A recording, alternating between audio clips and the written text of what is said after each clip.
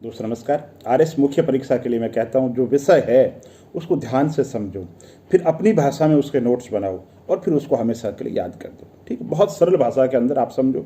जैसे एक प्रत्यायोजन है ना। प्रत्यायोजन के अंदर क्या होता है, जैसे आप खुद पे मानो कि आप उच्च अधिकारी हो, है ना। अब आप उच्च अधिकारी और आपके पास में काम बहुत ज़्यादा है, तो आप क्या करोगे, वो जो काम है वो आपके जो साथी है, सबॉर्डिनेट है जो आपसे, है ना, आप उनको वो काम सौंप दोगे।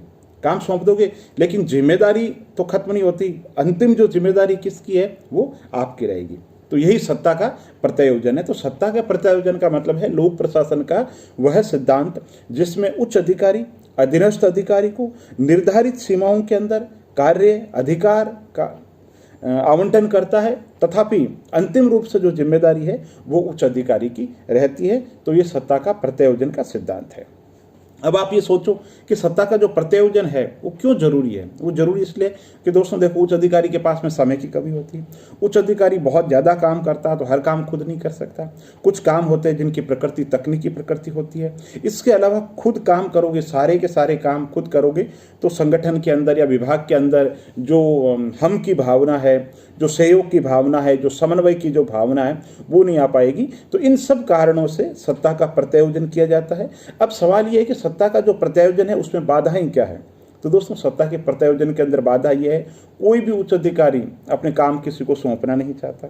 पहली बात, क्यों सौंपना नहीं चाहता कि सबॉर्डिनेट कहीं काम गलत नहीं कर दे, पहली बात। दूसरा बात, सबॉर्डिनेट इस काम का कहीं क्रेडिट नहीं ले ले। ठीक है। तीसरा, उच्च अधिकारी या अधीनस्थ अधिकारी के बीच के अंदर संबंध सौहार्दपूर्ण नहीं होते, तो इस कारण से भी उच्च अधिकारी सत्ता का जो प्रत्यायोजन है वो करना नहीं चाहता है। इसके अलावा कुछ गलती अधीनस्थ अधिकारी है। अधीनस्थ अधिकारी कहते हैं कि भाई मैं, है ना, वो काम क्यों करूं जो इस उच्च अधिकारी का है, किसी उच्च अधिकारी का है। तो कहने का इस तरह मतलब है कि मनोवैज्ञानिक स्तर पे अधीनस्थ भी नहीं चाहता कि उच्च अधिकारी उसको काम सौंपे, और काम अगर सौंप भी दे तो जो नीचे का जो अधिकारी उसका कहना है कि उच्च अधिकारी बार बार कामों के अंदर, मारवाड़ी में शब्द है गोचा, हिंदी में शब्द है हस्तक्षेप और इंग्लिश में शब्द है इंटरफेयर बहुत ज़्यादा करते हैं, इसलिए। ठीक है। इसके अलावा उच्च अधिकारी का ये कहना है कि अधीनस्थ अधिकारी को हम काम सौंप देते हैं, बार बार वापस पूछता रहता है और हमें जब डिसीजन लेना है तो फिर खुद डिसीजन ले लेंगे। काम अधीनस्थ को सौंपा, अधीनस्थ उस काम के लिए 20 बार हमसे सलाह मशवरा करता है, पूछता है।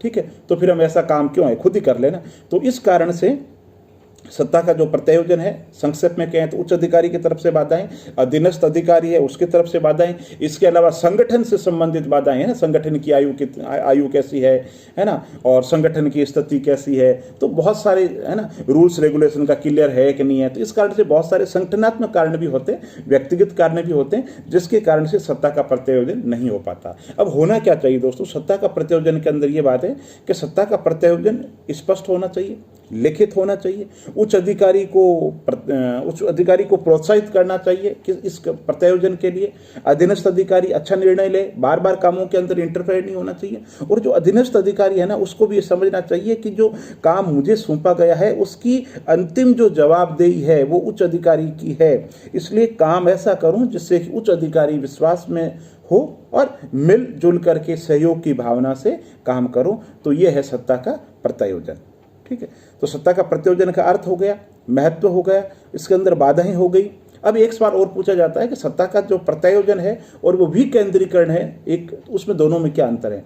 तो दोस्तों विकेंद्रीकरण तो जैसे हम देखते हैं, राजनीतिक विकेंद्रीकरण की बात करें तो पंचायती राज है, और प्रशासनिक विकेंद्रीकरण की बात करें तो ऑफिस के अंदर जो प्रशासनिक विकेंद्रीकरण देखने को मिलता है। सत्ता का जो फैलाव है ऊपर नहीं होकर के नीचे के स्तर पे अधिकार, कार्य, उत्तरदायित्व उनका आवंटन किया जाता है, तो वो विकेंद्रीकरण हो जाता है। ठीक है। तो विकेंद्रीकरण के अंदर क्या है, विकेंद्रीकरण के अंतर्गत संपूर्ण, एब्सोल्यूट, 100% जो भी कार्यकारी, विधायी, वैधानिक जो शक्तियां हैं वो उन संस्थाओं को ही दे दी जाती है और उनकी ही जिम्मेदारी होती है।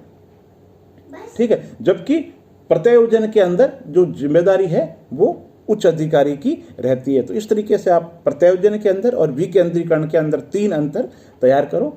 और अगर वीडियो अच्छा लगा तो आप इसे लाइक कर सकते हैं। मैं ये कोशिश करता हूँ मुख्य परीक्षा का सारा जो पाठ्यक्रम है आपको एक एक पॉइंट अच्छे तरीके से तैयार करूँ, लेकिन मेरा बोलना तब सार्थक होगा जब ये टॉपिक अभी अभी आप जैसे सुना है हाथों हाथ किताब में पढ़ लोगे, क्योंकि बहुत से पॉइंट है ना, जो मेरे से छूट जाते हैं, है ना।